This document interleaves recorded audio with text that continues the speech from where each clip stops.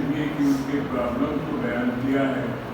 بلکہ اپنی طویل جدوجہد اور اس ایسوسیشن کے قائم ہونے کی اغراض مقاصد اس پر بھی بہت روشنی ڈالی۔ یہاں میں حاضر ہوا ہوں کہ پچھلے دنوں سندھ کی جانب سے وہ یہ کہ ہم تمام محنت کرنے والوں کے ساتھ، خواہ وہ خواتین ہوں، مرد ہوں، بوڑھے ہوں یا نوجوان، ہم یہ سمجھتے ہیں کہ جو بھی کام کرنے والے لوگ ہیں،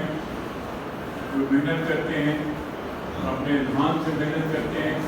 اپنے قلم سے محنت کرتے ہیں، اپنے بازوں سے محنت کرتے ہیں، ان کا یہ حق بنتا ہے معاشرے کے اوپر کہ ان کے تمام مسائل کو نہ صرف یہ سنا جائے بلکہ ان پر عمل درآمد کیا جائے۔